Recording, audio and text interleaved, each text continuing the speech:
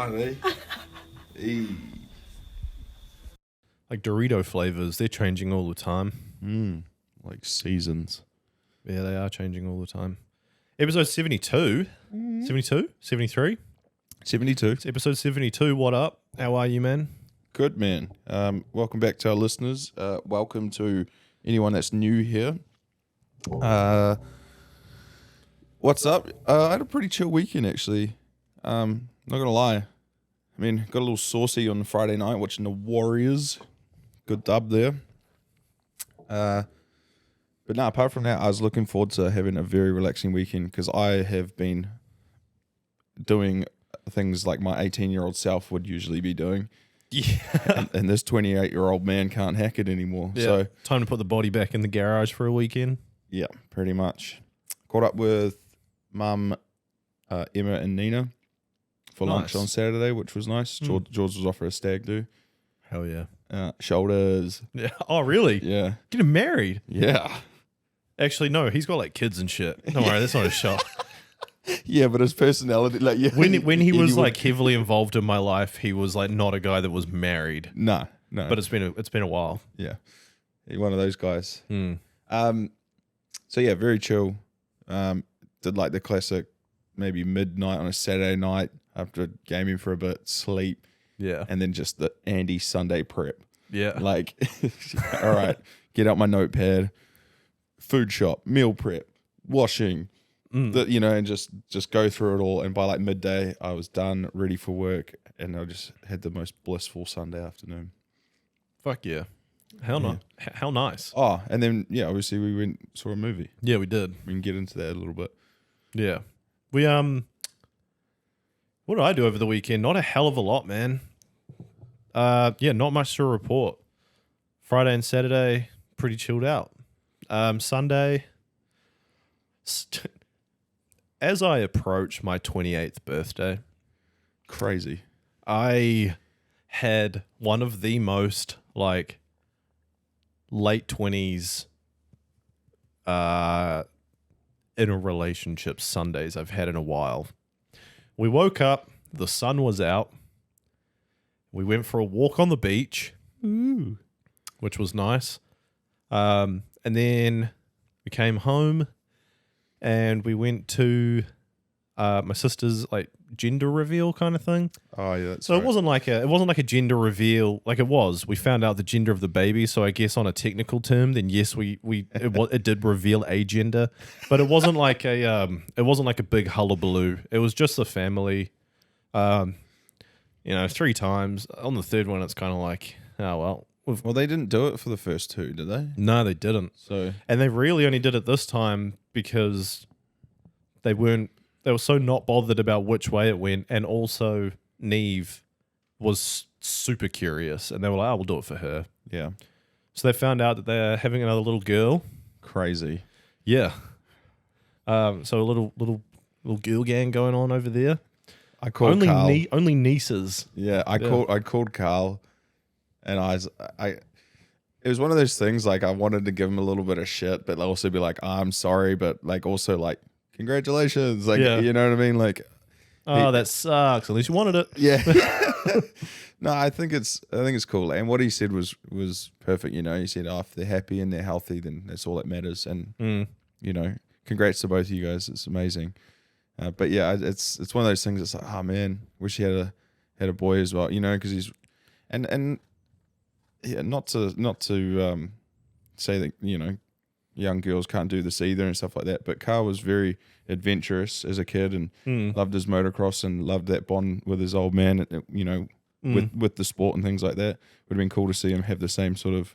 I'm sure any guy does it. Like, you definitely fantasize about what your kid's going to be into and what they're going to grow up to like do and be and everything. And you're like, oh, I'd love to see them go down this path. And Yeah.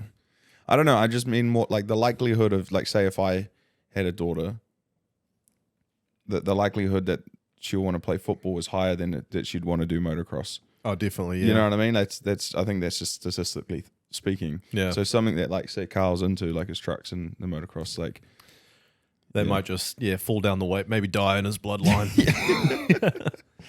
So, yeah. But no, we did that. I didn't eat in that morning.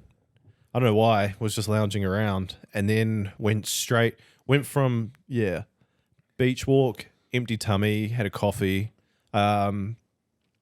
into a lunch, which started with a couple of glasses of prosecco. Had some, and then moved those quickly into what's when you mix with orange juice? Not a Mai Tai. Mimosa. Had some mimosas, and then just downed donuts. What? Yeah, because we had like a spread. So we had some donuts and some slices and some chicken, and and we ate all that sort of shit. But pretty much it just ended up with me being fucking sickly full. Don't you love it? Like at the time, not the full bit, yeah, but like when you're like, fuck it, I'm going all out here. Oh yeah, and you just really enjoy that. I had big plans to like go for a big run and everything, and I was like, one more of these donuts, and that run's cancelled. And like 3 later, I was like, dude, what was I thinking? Like, yeah, it was. It really went into like that. Yeah. Where do we put it on the pork? And then your fingers are still glazed. Yeah. But it was like that sweet, sickly full. Like when you've had too much sweets. Oh, no, I don't like that. Nah. Oh, I love it, but I hate it. Give me the meat sweats more than the sickly sweet stuff. I had the meat sweets today. Once again, found out that we had a lunch today because our accountant lady is going on maternity leave. And they were like, we're going out for lunch. And I was like, sweet. I'm not going to eat brekkie. I'm not going to have any smoker or anything. I'm just going to save for lunch. And then, downed this chicken burger, which was fucking huge. Nice side of fries. Peered that straight into a banana shake, into a caramel slice. See, you can do this like no other. I can't have like a meal or like even if it's fast food or whatever and go into have like a milk beverage. To me, that just doesn't mix. It doesn't mix with me either, but it's one of those things where in my head I'm like, all right, Jared, just have some water. We'll just have some water. We'll just have some water. Hi, what do you want? Banana shake. And then you're like, oh, fuck. Oh, well. But like even when we go to McDonald's, like your order will be like burgers and then a shake. And I'm like, those things don't mix. Like I need the soda so I can like burp or like, true. And then like. No, that's true. I don't know what it is, man. It's got a grip on my sack like no other. I mean, like I love a milkshake or a thick shake. Right? We both standalone though. I need to have it by itself, or maybe paired with like a little something. Yeah, exactly, little treat. Yeah, but that's what it is. Is once I finish my dinner, my hands are pining around for ice cream. Yeah. Where are they? Where are they? Just a couple of scoops of vanilla. If we go to a restaurant and they don't just have a trio of ice cream on the menu, like if I don't want like a chocolate ganache or like a creme brulee or like a I don't know, like a lava cake or anything like that. I just want 3 scoops of ice cream. I want something cold and just to cleanse the palate a bit. Vanilla preferably. I don't need anything. It really is. It's just a palate cleanser at this point. You are a vanilla guy. And that's what...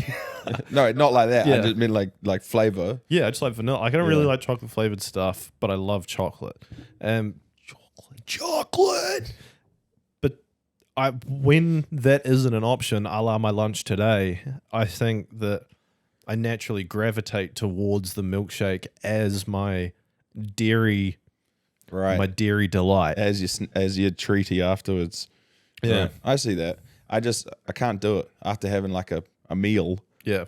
And then chucking milk on top of that, it all just... That's all I've eaten today, and I am still sickly full. Oh, damn. Like, it just doesn't... The problem with the milkshake going into, like, the brioche burger with fries, maybe a little bit of caramel slice after, none of that spells easy digestion. But... I don't know. I sold myself the dream because I went for a run this morning. So I was like, you know what? Nice. Doesn't matter what you do because you did the damn thing. So whatever calories I burn, I just doubled them. I want to get to that in stage. Food. I've started running.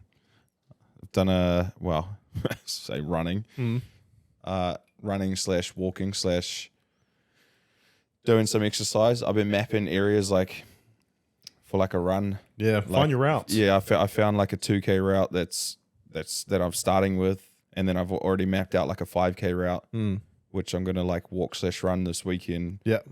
Mainly like as like a walk, right? Okay, just see it and then build up to that, and then kind of like what you're doing with your marathon stuff, but not so much training for something or following a program. It's more just, I don't know, like I'd be happy to like hit it like a 10K run. That'd be insane. Dude, it's good to have a goal. And like, say all you want about the walk run, it's not nothing. Yeah, that's right. You got to start somewhere, and fuck it, I'm starting.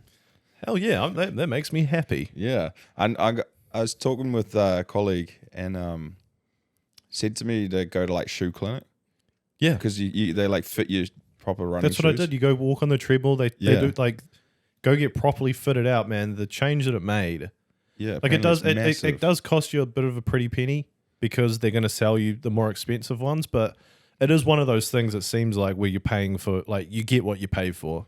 But I'm all like, and we've talked about this on the podcast. So like, I'm all for paying more for something that like that helps me out. Like same as like my work boots. I'll pay for like the top of the line work boots because that's what I'm in every day. I'm sick of running in like those things on the just like flat soles. Just your everyday is. Yeah. And part of that is because I spoke with a colleague and I said, oh, like this is happening. He's massive at running as well.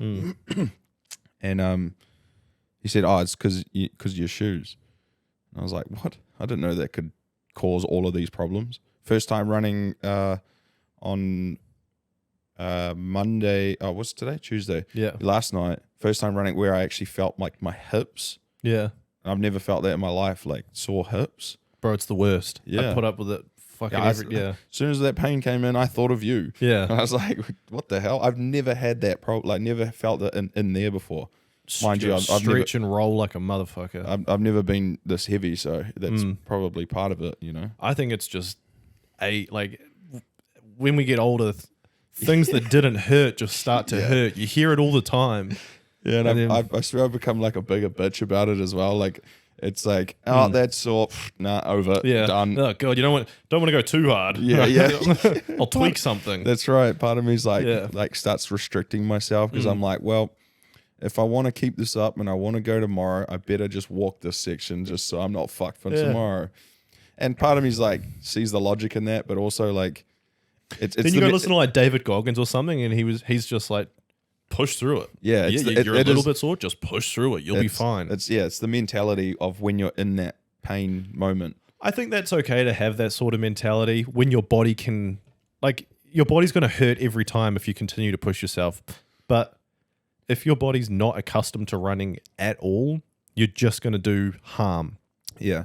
Plus, like, both of us have quite active jobs. Well, at least not so much nowadays. But like part of me is aware of that too. You know, I don't want to push through the pain. And like David Goggins, sure, okay, he's fit as fuck. It's his job just to be fit. Exactly. Yeah. He's not going onto the building site and building for 40, 50 hours a week. Yeah. So yeah. Fuck you, David Goggins. Yeah, fuck you. Still gonna run though. Yeah. Thanks, man. Yeah, and then after the gender reveal, we went to Plant Barn. Got a voucher to spend, and we were going to get like a planter. We put some steps around the deck. That's what I did on Saturday. 28? Turning 48, mate. Yeah. Well, 48, mate. I want to get a nice planter to get some nice. If I just do nothing, nothing's going to happen, and this house is going to look exactly the same forever. So I got to start doing something and spending some money on some peripheries. So I've got to not to be gender specific. Isn't the lady into like decorating and stuff like that? She was with me. It was our decision. Oh, so you want to do the decorating there? Oh, I just want to we've just got like an empty pile of mud out the front in front of the deck, and was like, fuck, we should put a planter in there and get some plants and try and cover some of this up. Okay. Yeah. Yeah. Speaking of, while I was at my sister's, because my dad's missing fingers, right? You've seen it before. I have, yeah. So my niece, little Neve, she's 4 years old, right? And she always asks my dad, like, so his ring finger's like a stump, and then the rest of them are all just kind of mangled and gross. Looks like a little like T-Rex hand or something. And she always says, oh, Papa, what happened to your hand? and he makes up a different story every time. But the one he said to her on Sunday was he was watching a really scary movie and he was biting his fingernails, and it was so scary he bit it all the way down to the nubs. And nice. She latched onto that, right?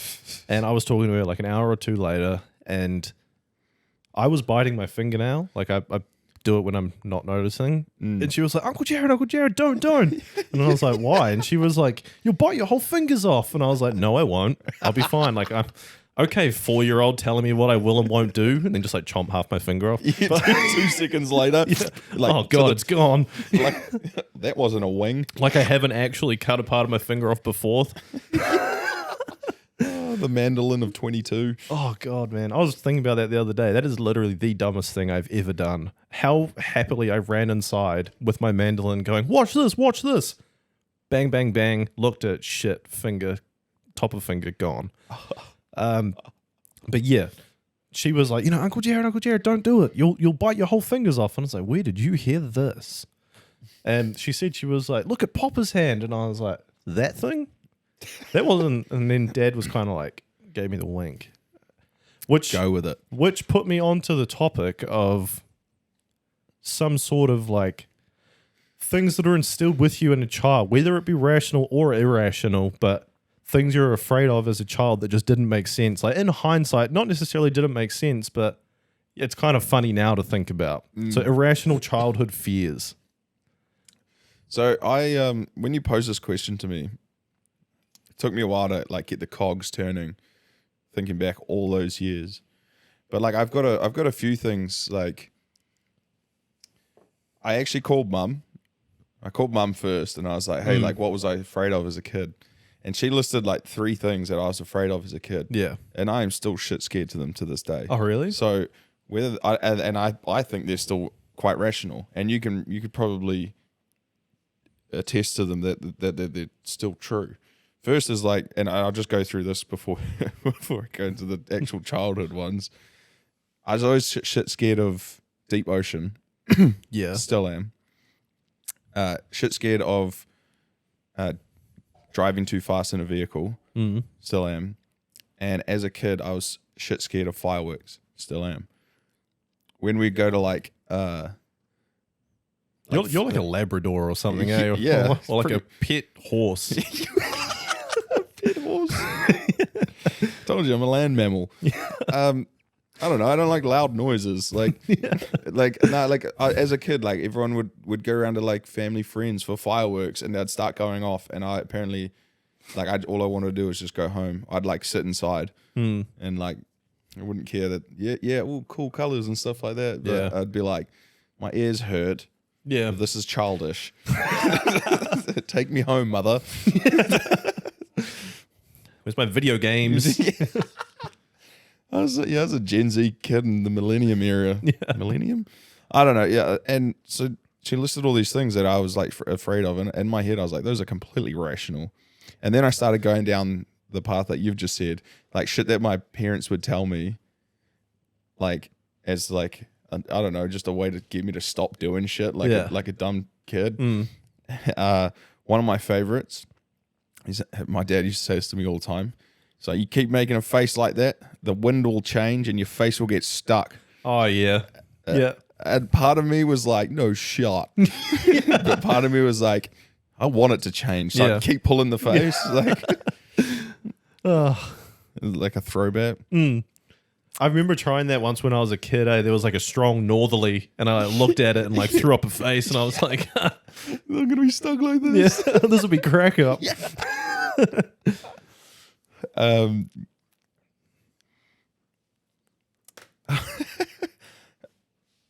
Okay, one thing now, and I'm still fully convinced this is real. Well, not fully, but like as a kid, and I can't remember if I've told you this on the podcast or just told you. IRL. I'm like convinced, or at least as a kid I was convinced, not so much now, that like the airplane doesn't fly. You've told me this before. Yeah. And I don't get it at all. And it wigs me out. Like, that you're telling me that hunk of metal that everyone piles in flies in the air at what, like 1,000 Ks. 1,000 Ks an hour and 13 kilometers in the sky. Pfft, get real. Like, so my theory is it's kind of like Truman Show style. We all pile in.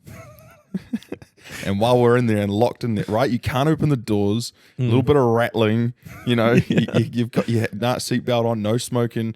Have, you know, go to the toilet. Like, you cannot leave. And while you're in there, they're changing the scenery around you. Like they're changing. You know, like you're locked in that there. little circle window that you get. It's all just it's a screen. It's all a facade. It's a screen. You can't. Who knows? And I feel like they're just changing the surroundings. And when you get out, you're in Australia. Yeah, we'll chuck some fucking snake. Let's thin the trees out and just change the whole the scenery. Everyone get the grass out. Let's chuck some dirt down. And then like I started to think like, right, the further you travel, right, they've got more time. They've got more time, right? So because there's more crazier landscapes to fix, and they're like, well, this is going to be like a 2-dayer. Yeah. So you have to stop off at an airport, which you can't leave. You can. Oh, yeah, no. Not on a layover. Like, you have to stay in the airport. So they like build like a little section that you have to stay in. And I'm convinced they're still doing construction on it. And then you land in. Yeah, they're like, fuck, another one heading to France. All right, guys. Nah, calling the men. Let's wheel in the Eiffel Tower. But see, I don't think that's why I said like more like Truman Show. Like, it's only happening for me. You know what I mean? Like, and that scared the shit out of me as a kid. I was like, there's no way this is real. That's one thing I've never, like, now that you say it, the idea of like a plane's kind of weird. Yeah, it's whack. I have never questioned flight. I was like, no, we got that right pretty much straight away. Yeah, we did. Like, what the fuck? I'm like, I've never had, you know, people are like, I'm nervous about flying, or like, oh, like that ride was a bit bumpy. Are you guys not watching a movie, or like, I'm completely not thinking about the flight like the whole time. And then like when you fly into like Wellington from Auckland, like it's only what, like half an hour, 40 minutes. I was always fine flying as a kid. Yeah. Probably because I didn't believe it was real. And as I get older, I am like gripping. You walk off, good one, guys. Yeah. I love America. Thank you, pilot. Yeah. You kind of look like my uncle, but whatever. Frank, is it? Right. Yeah. Here's my bag with my clothes. You little smug ass with your trundler through the airport. Yeah, sure, you're picking up trash. I can't be the only one that's ever thought this. If I am, fuck it. I mean, well, let me know. Let me know, people. Am I weird for thinking that? Like I said, I don't really think that now, right? This was just a young Andy's perspective on the world. Yeah. The world revolves around him. And that's just what I thought. But as I fly now as an adult, like as a kid, I was fine.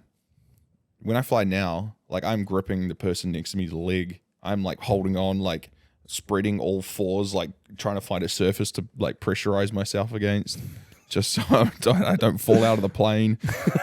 Like I start to get shit scared of flying. Head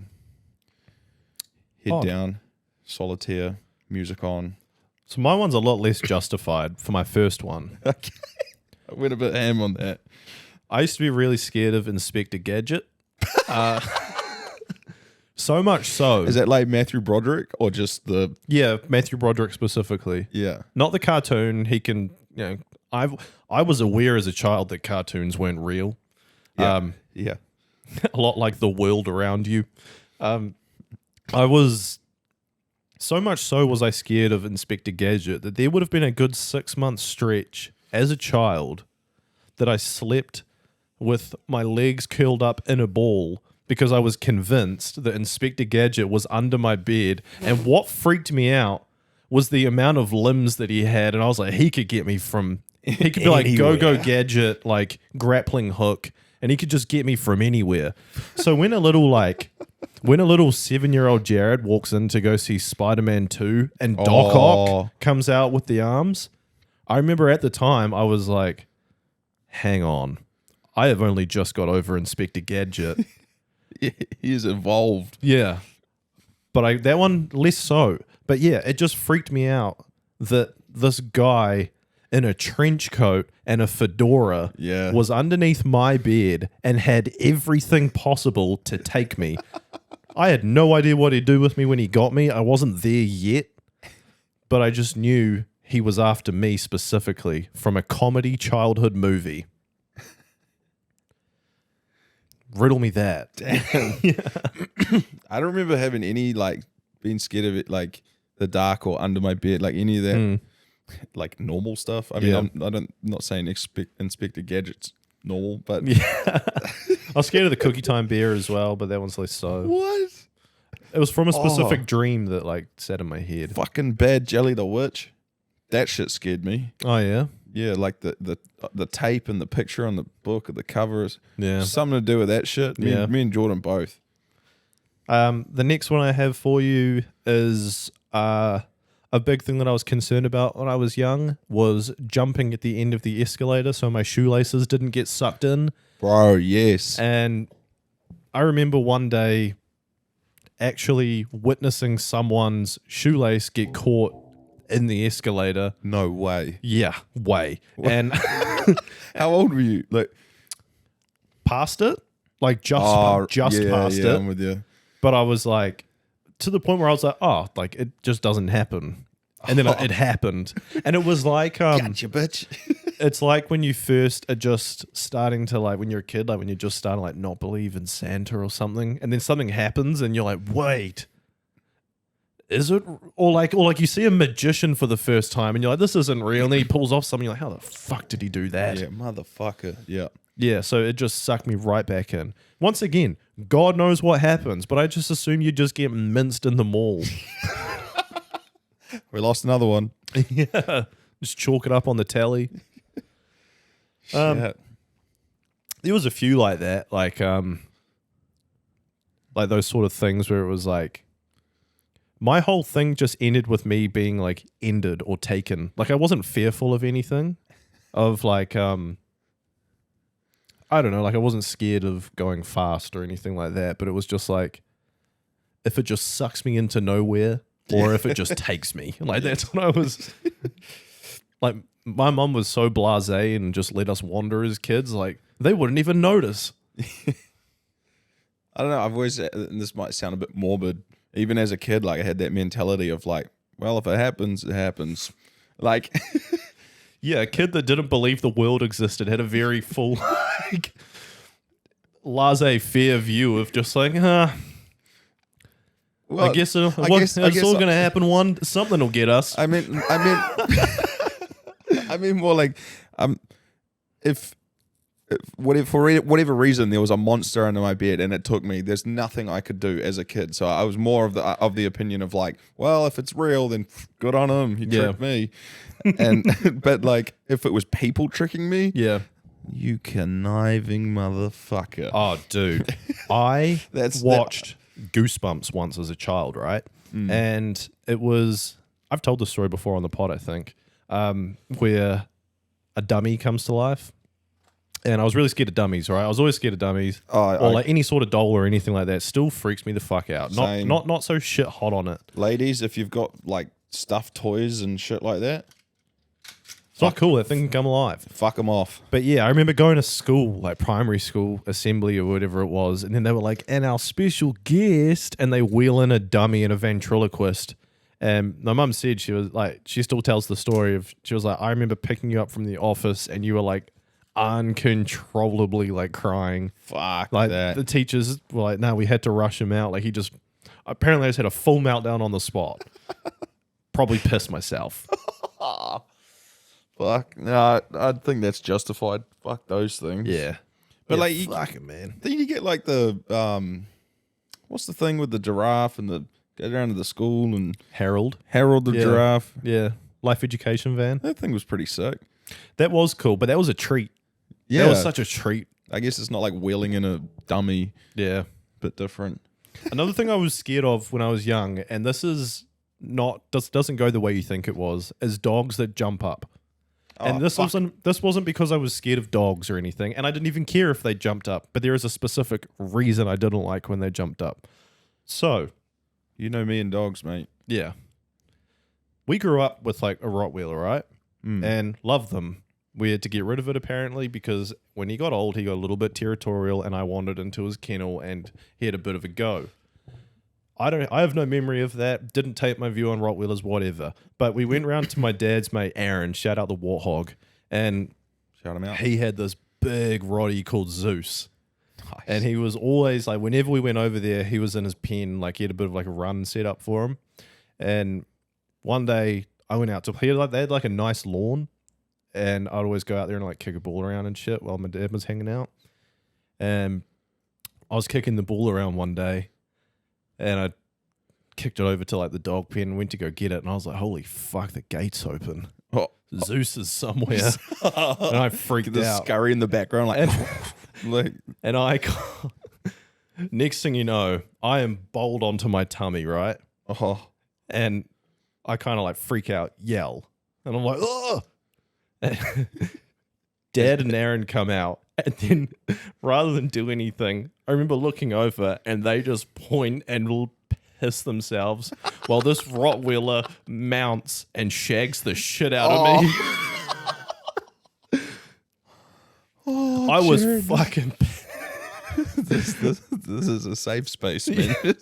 I got pinned down and taught my left and rights from a fucking unsexed Roddy. Oh, no. Fucking hell. Oh, I'm sorry that happened to you. There was like a long while after that someone said, they were like, yeah, this is my dog, like it's still got its nuts and everything. And it wandered behind me, I'd always be like, hey, yo, easy partner. Just circling around. Yeah.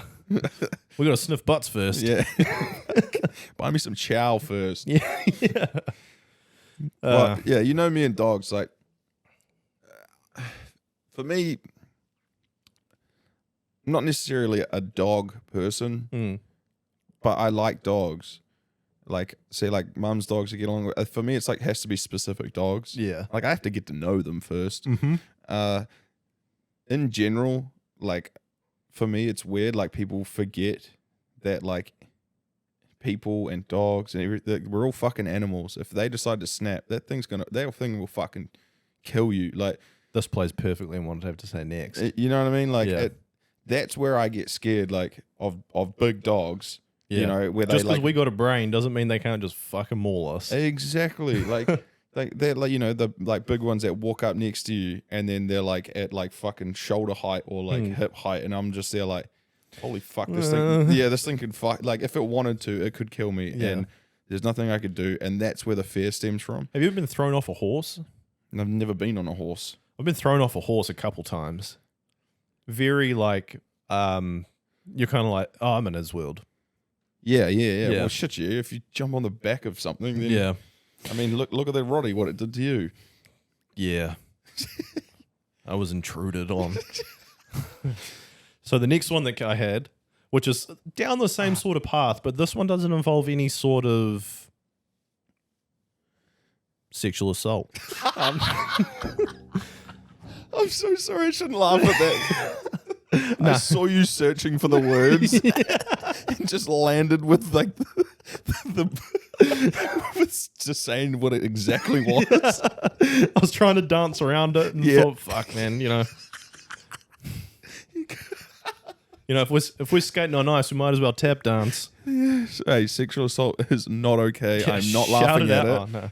I'm not laughing at that. I'm laughing at Jared. So the next one I had, and this is, so as you know, as a child, I was somewhat as a prestigious rollerblader, right? And every so often I had to stretch my legs. I had to get those inline skates on the concrete, and I had to do my little figure eights and my spins and everything, but in a cool way. Skates or blades? Blades. Always My blades. man. Yeah.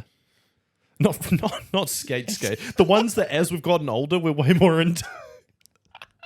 But that's more from like a disco perspective. Oh, hell yeah. You can't imagine someone in like the 70s going through a roller disco on blades. Nah, it's not the same. No, it doesn't work. Nah. So Mum would always take us to Western Springs, right?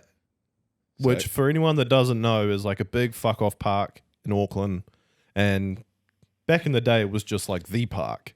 There's other parks. It was the place to go. Yeah, especially like now that the government cares more and shit, they've started popping up parks everywhere. But back then, that was like, I need to take the kids out for half a day. There's a big playground, and you can just ride a bike. Especially if they're into like skating or bikes, or you know, like every kid. Yeah, if you got a scooter for Christmas, you went and tested it out at Western Springs. Yeah, that's it. Yeah. So Mum took us there, and I took like a tennis ball with me. Just to like throw around, you know, and it made its way. So Western Springs surrounds like big ponds or like lakes or whatever they are. And my ball got a little too close to the water, and the water, that doesn't belong to the humans. And anyone that knows Western Springs knows that the ponds belong to the geese. Yeah. And they are there. And I was saying to you earlier, Andy, these aren't your run-of-the-mill swamp swans. These are urban swans that don't give a fuck about you. These swans have debit cards and families. Yeah. Town geese. Yeah, they catch the train every day to freaking Western Springs. They go around Motat on the fucking monorail. What's it called? Tram. The tram. Yep. Yeah. So what I'm saying is these were inner city thugs. Inner city geese. And if anyone else has dealt with inner city geese before, they're very territorial. They rep their set really hard. And as my tennis ball rolled closer, I don't know if anyone's been hissed and attacked by a goose before, but they go up on their hind legs, almost like a big red kangaroo or something when they go up on their, like they go tall, like on their tail and shit. But geese do that, and they start friggin' like flapping their wings and everything, and then they just strike. And I was struck by these geese. By the beak or the talons? The beak. Ooh. Which, in hindsight, probably not the sorest thing, but a nip, and you're like, you! Yeah. Wait, do they even have talons? They've got like webbed feet. So just get bitch slapped. Hey, help me. You're on my territory, eh? You ain't from around here. Geese in the fuck. Oh my god. Taste it. He fucking skates off. Hey, don't you come back again. So yeah. I'm sure that's happened to a lot of people before. So I actually wrote a guide. Whoa. I Googled what to do when geese attack. So the main thing I got from it was standard. Okay, so I'll actually say this whole thing. This got me thinking of like classic things you're told to do when like animals attack, right? And are they myth or are they fact? I don't know. Nice. So the first one was when a goose attacks, maintain eye contact and a calm demeanor. What? As you back away, check your periphery as geese attack in packs. You eyeballing me, son?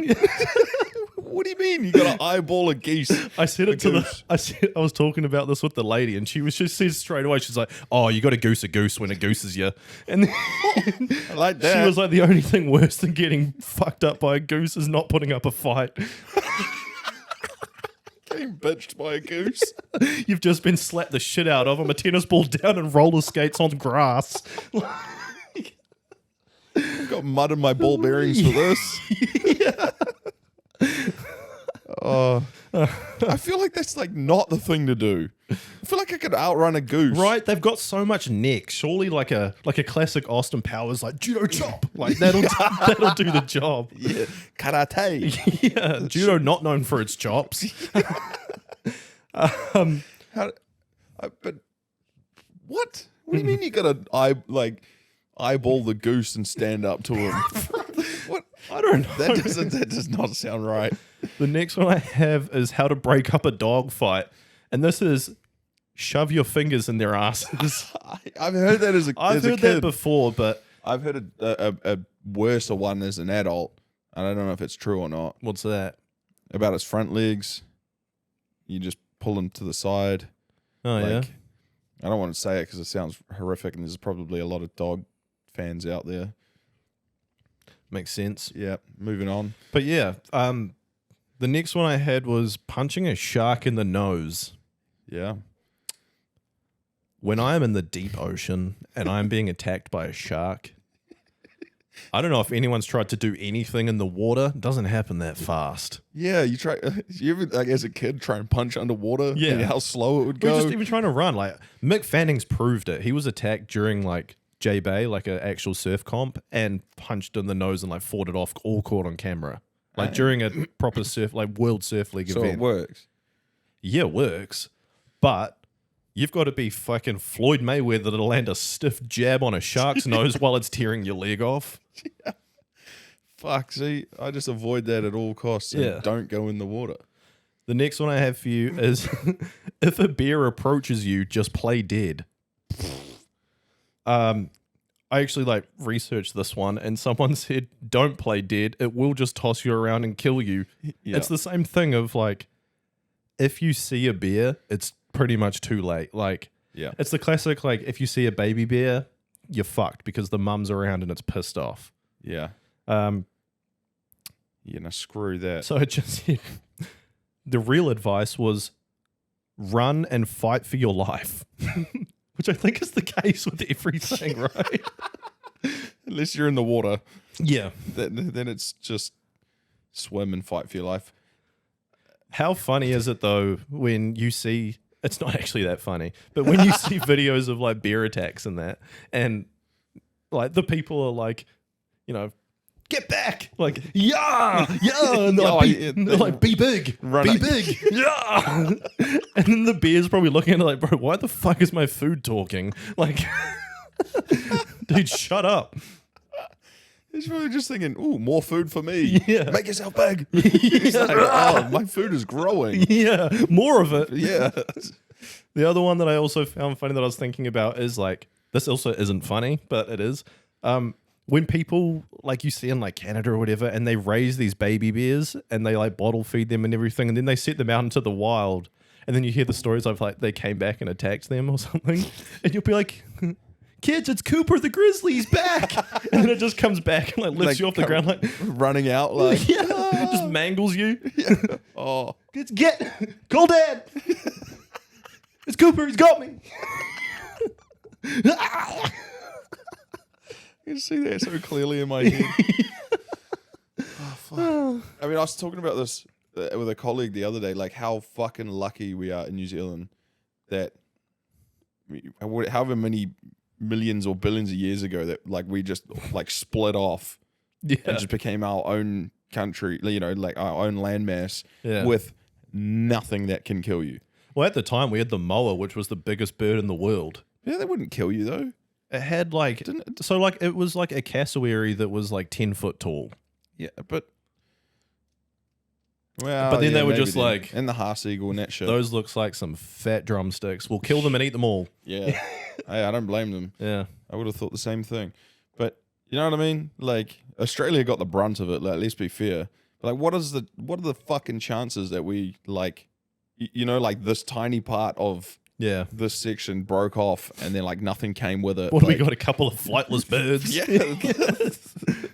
Oh, you mean walking? Chickens. Yeah. I mean, chickens walk as well. They do. They look like the pork of the chicken family. That's what they call them. Nocturnal pork. God, we're A gonna bachelor's handbag on legs. we're gonna get cancelled. Like The amount that we talk about eating Off- kiwi. brand new article, podcast, off-topic podcast talk about eating kiwi. Yeah, idea of eating national bird becoming seemingly real. I wouldn't actually do it because they're not real. But you'd be interested, right? Like that's a thick bird. Yeah. That's a size 16 teagle if I've ever seen one. Well, I've never seen one. Because they're not real. They're not we've, real. We've established Yeah, that. so it's fine about talking about it. The other one I had for you was, it's more scared of you than you are of it. Or leave it and it will leave you. which made me immediately think, that's great, because every time I've been stung by a bee, I'll promise you this, I wasn't fucking looking for it. Yeah. I was trying to leave it. In fact, I was trying to enjoy myself. And the bee, if anything, has gone and ruined my damn day. Do they, I mean, I don't know if you're a bee expert. Kind of. But do they sting you out of fear or out of like... Yeah, when they feel threatened. Yellow jackets and wasps will sting just to be aggressive. But they have the ability, of course, bees sting once and then die because they leave the sting in you. So pretty much, it just rips their insides out. But a wasp, because it can retract it, they are a lot more gung-ho with the ability to sting. True that. But yeah, the whole... it's more afraid of you. I don't think if you were in the Antarctic and a polar bear came up to you and be like, that thing's scared of me. Be big. Polar bears are like the most vicious fucking thing on this planet. Yeah, they're huge. Yeah. Aren't they like more aggressive than grizzlies or like better in battle or something? Yeah, they're wild. Yeah. And they barely see any food days on end. If they see you, they are not afraid of you. Yeah. They're apex predators. The other thing is that, like, I am obviously more scared of a venomous tarantula because, firstly, I don't think the tarantula has the emotional capability to be scared of me. And as a human, you don't know him. As a human, what am I gonna do? Like body shame it and tease it? Hey, yo, spider, you're fat and your friends don't like you. You 8-legged freak. Yeah.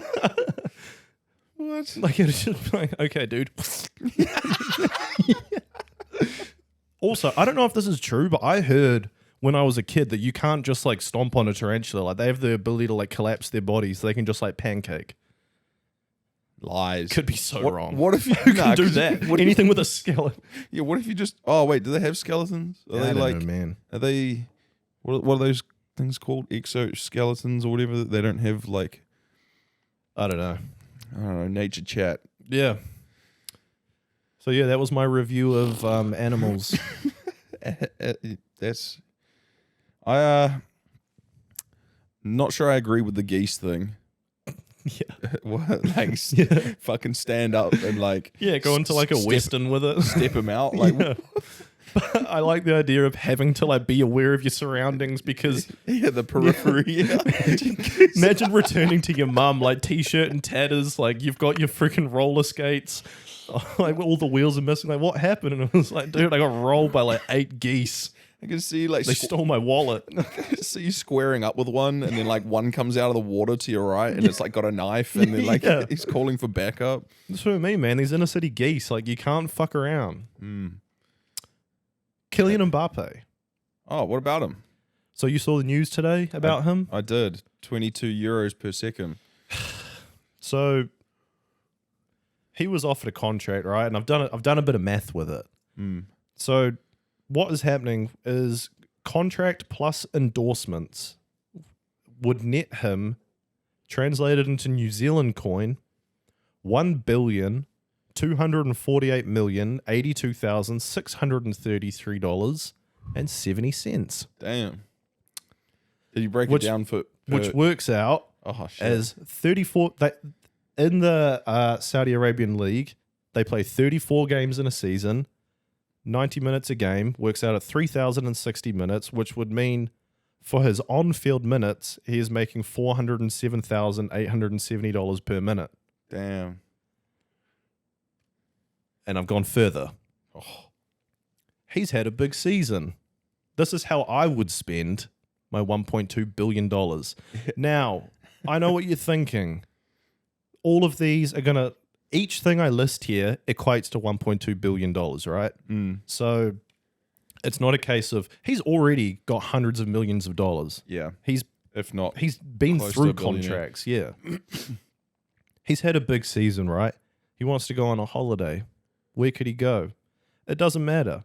With that money, he could buy himself 2 brand new Boeing 747s. Shit. You're hungry after the flight for you and your friends? $1.2 billion will buy you 100,651,825 quarter pounder combos. Damn, you're really doing the math. To put it in perspective for something that might scale it down for us, in 2019, majority stake of the New Zealand Warriors was sold for $16 million, but we'll call it $20 million. So what does that mean? He could buy the Warriors 60 times. But if you're going to buy 60 league teams, what's the NRL going for? Last year, the NRL had an evaluation of $589 million, meaning he could buy the whole NRL twice. Holy shit. Yeah. This is and this is all equated for 1 year.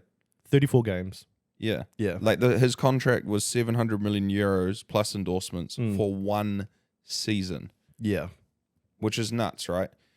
Because I understand his point of view for signing for 1 year contract because he's young. He doesn't want to it's not a retirement fund. No, well that's a retirement league in a way. You know, Yeah, you go exactly. there towards the end of your season. So he's going there to bring light to the Saudi Arabian league, earn his bag, and then after a year comes back to like top flight football. And yeah, that's what I mean. The Saudi people that are pumping all this money into sport at the moment, like they've done that. Like we were talking about it in the group chat not long ago when Liv Golf, who's owned by the Saudis, merged with the PGA, much to the discretion of like very like white collar golf people that are like PGA purists. You know what I mean? Because Liv Golf was seen as kind of this like cowboyish thing that came along, and it was party and beers, and this isn't the professional sport that we had. It was like the T20 cricket to the 5-day test match at Lord's. Do you know what it could be? Like, there's a lot of money in Saudi Arabia, but I feel like what's happening now, right? There's a lot of it's getting invested into sports in different areas of the world. That they're creating their own leagues. I reckon it's all the money that's getting handed down to the next generation, and they're going, hang on, let's westernize this shit. Like, we'll make, you know, like. Well, one of the theories behind it is that Dubai, you know, by and large, has become a mecca for the world, right? It's become this like desert oasis, and the Saudis are just down the road, thinking we could have a slice of that pie. What's Dubai done? They've introduced themselves into the Western world. They've put themselves on the map over here. Also, and this is a rumor, and I'm not saying, but that area and Saudis don't necessarily carry the best reputation for things that have happened around the world, and they have been known to make money some bad ways, and they might not necessarily have the cleanest reputation. But what's one way to win the people over? Pay them. Have a bit of fun. Oh. Yeah, start these leagues, start these fun leagues. I heard when I was reading about this Mbappe thing today that Saudis are starting a Super African League. Sure. So, yeah, they're going to start another football league in Africa. Pump heaps of money into that as well. They've put Formula One there. Perfect timing. Formula One a couple of years ago had a huge boom thanks to Drive to Survive. So yeah, I think it's crazy. It's complete reinvention. Like, yeah, it tidies up any sort of image you might have had. It stimulates the fuck out of your economy. And then suddenly a place that's in the desert that might be seen as a bit of like a place that you'd kind of trek around suddenly becomes a destination. Yeah. It's pretty nuts. I mean, like the Saudis have always been massive on football itself. They've always had a good national team, sorry. At least for football, I think it's massive for the sport. To add more leagues with, you know, they create one in Africa, bringing their own one up. You know what I mean? I think it's massive for the sport individually, to give a bit of a different way to go. Like, because at the moment it's like top 5 leagues and then you fuck off to America. Yeah. You know, it gives this whole nother outlet where people can go. And I hope that they like reinvent it enough where like some of like the Champions League, some of the top flight leagues or not competitions, they have like better crossovers like with these other leagues. Yeah. Because at the moment it's just like I said, the top 5 and then that's it. it'd be cool to see like That's what I some mean. of They're the ruffling feathers. the MLS being the champions, like some of those teams, if they're good enough to make it, or same with the Saudi leagues, like add them in. Why can't they be like? It's becoming or make a new competition by doing it, like completely opening up these different continents and everything. It's making, like, especially with football, it's making a global game so much more accessible to the globe. Yes, it's played around the globe, but it definitely is like continental. Yeah. And it suddenly just completely opens it up to like becoming more worldly than it already was. And it's the most worldly sport already. Yeah, it's pretty nuts. See Messi's goal? Yeah, I did. Fuck that motherfucker. Did you see every single person in the world was at that game? Yeah, it was pretty nuts. I mean, just the fact that Dude, Messi's in Miami. Like that Lionel Messi went to, not only did he go to MLS, yeah, like he's gone to David Beckham's like club that he started, and he's in in Miami. But all of the celebs are out. In like Miami is such a huge Latin influence, right? It's got such a huge Cuban culture and everything like that. So there's no language issue or anything like that. He's a hero to these people, and then they can actually. He's not just moving to LA and it's like, we hear him through a translator or it's some broken English or anything like that. They can hear him for who he is, and you can really get to know him on a personal level. Yeah, without missing a beat. It's phenomenal that. For me, his goal that he scored that is like he's just tied the ribbon on the GOAT status. Yeah. On like the world, when him winning the World Cup was like the final like nail in the coffin. Like that was it, right? But him to do that, like anyone like that goes to like say the MLS or whatever, they usually do well, they're good and stuff like that. This guy, he looked like he was toying a bit, like he was putting on a show. He comes into this league at that age and then and that first game, last minute, like absolute top bins finish, and it was just like this motherfucker, you just settled the GOAT debate with winning a World Cup, and then you come over, say, for example, Ronaldo's going over to the Saudi League. Good on him for, making that more known as well. But, dude, you're gone. You're has-been. Sorry to all the Ronaldo fans. But, yeah, for me, Messi's... I've never really... had a horse in that race. Yeah. I never really liked Ronaldo per se, but I wasn't like a Messi fan. But for me, that now the debate's settled. Yeah, yuck and yum? Yeah, and that ties into my yuck actually. Go for it. So at the the influencer Speed or I Show Speed or whatever. Yeah, man. Yeah. That guy's fucking whack, and he's going to be my yuck this week cuz he was at the game. He was at that game in Miami, and someone's filming him when Messi gets that free. They get that free kick. Yeah, and he goes, and he's wearing a Portugal shirt. Yeah, he's obsessed with Ronaldo. Yep, with the Ronaldo on the back, and he goes just before Messi takes the free kick. He turns around to the video. He says, "If Messi scores this, I'll now be a Messi fan." Yeah, turns around, scores it. He's just like. Mouth on the floor, like what the fuck? Takes his Ronaldo Portugal shirt off underneath his Inter Miami Messi shirt, and then goes nuts. And I'm just like, kind of cool, like that's his whole character though. But he's not. Football is so much like you cannot do that in football. Like, he's so like he. So like his story, right? Yeah, in a way. Yeah, I know the whole Ronaldo side of the story. But you but can't like do he that. Just jokingly started playing FIFA on stream, and then he got known because he just couldn't pronounce any of the names or anything, and he gave everyone these funny ass nicknames, and then that's pretty much just got obsessed with Ronaldo from there. And then he'd never played football in his life or anything. I saw a compilation the other day.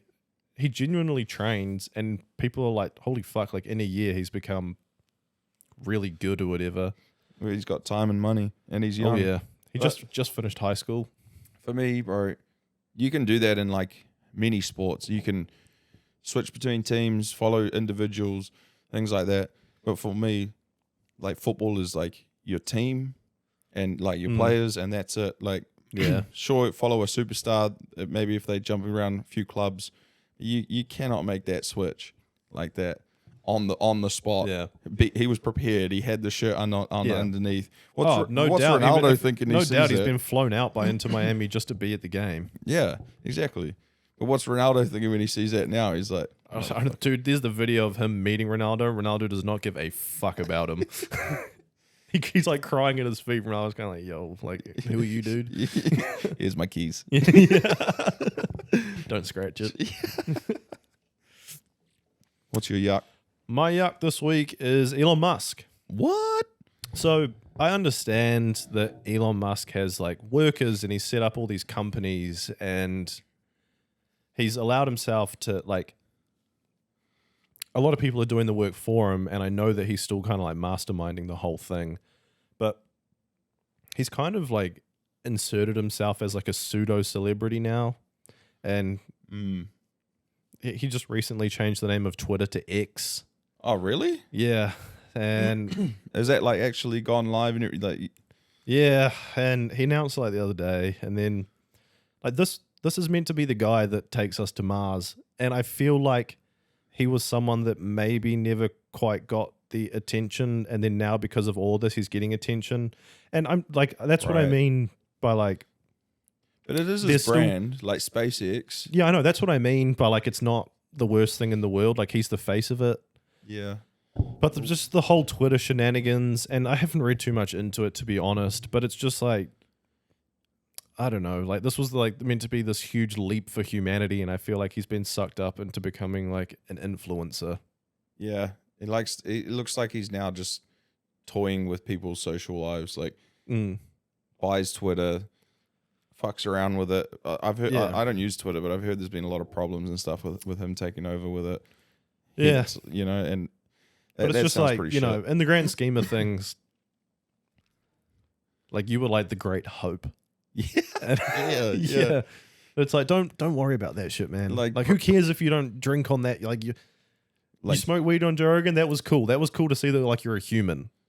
But then it's kind of gone down. Preaching like we could be interplanetary species and stuff like that. Yeah, I'm with you. And then, but yeah, I don't reckon he's gonna get his ass kicked. That kind of just like went away. No, I reckon it will still happen. I was never of the opinion that it would actually happen. Oh, you don't reckon? Nah, but you know, maybe. I think if he did, to get his ass kicked, yeah. You know what they should do instead?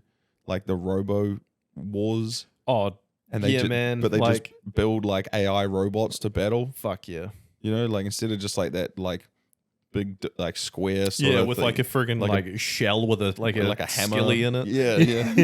Instead of those, they just go all out for like a year and build like a AI robot and have robot wars. Actual just like, or them in like exosuits. Fuck yeah. As I said earlier in the podcast, my yum is kind of, it's not like a yum, but it's just a funny story. So my yum this week goes out to an Australian man named Joby Poole. Joby Poole. I don't know if it's Jody and they spelt it wrong, but it's Joby. Joby. Now, Joby had a little bit of a journey the other night. Well, I don't know if it was the other night. I think it was in February, now that I recall the article. But unfortunately today, Joby was sentenced to 1.5 years in prison for stealing a tractor, driving it down the road, going into a factory, and proceeding to steal $65,000 worth of Cadbury cream eggs. What? He was then pulled over on the side of the road and gave himself up without resistance. Does this tractor have like a bucket on it? Is that like one of those? I don't or know. Like a forklift? I don't know what $65,000 worth of cream eggs looks like. Probably like 4 eggs. Yeah. Damn inflation. And how many of those can Kylian Mbappe buy? That's some good eating. I should have worked that out. But I just thought like the dude probably like if he ripped a couple billies or something, and he was just like, you know what I could really do right now, man? Just a little bit of chocolate or something. Just a little bit of chocolate. And so actually, I think the fucking neighbor's got a tractor, and then just got, huh? But I can just imagine the whole thing going like too perfect. Like he just gets to like the Cadbury gates and they're open, and he's like, well, I'll just have a look in here. The gate man's like, yeah, welcome back. Yeah. His tractor pulls in like, brrr, and just loads up. And then just driving along the road, suddenly the cones wear off or something. And he was like, fuck. You're right? No, I'm gone, man. I'm gone. Just take them. Did it say where this was? Australia. No, like I don't know where. Yeah. Yeah. That's pretty impressive. He must have been on something. Maybe like a Friday arvo after work beers, and then goes into like have a couple more at home. Even more funny if it was planned from the start of like a hijink of like, you know, the great cream egg heist. the great cream egg heist of like fucking Mackay or some shit like Just that. to prison. Why are you in here, boy? Yeah. You see that thing on the news about the cream eggs? That's me. Yeah. I'm cream egg Joby boy. Joby.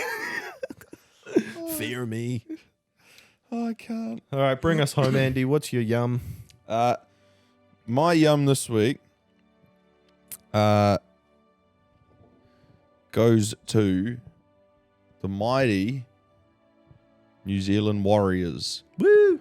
More specifically, there's a new song that's come out about them, and I can't give credit to anyone because I don't know where it's come from yet. But if you know, let us know where it came from. And feel free to share this around, because I have a funny feeling that this will become the Warriors song for the season. Yep. It's not the chant that they do. I love the chant. It's not that. It's something a little bit different. And shout out Ryan. I think he tagged me in it or sent it to me. It's an amazing song of a classic that we all know. And we're going to end the podcast We'll with fade this out song. to it, guys. So this is the end of episode 72. Add Off Topic chat on Instagram. Yeah, we'll see you guys next week, and the Warriors are going to bring us home.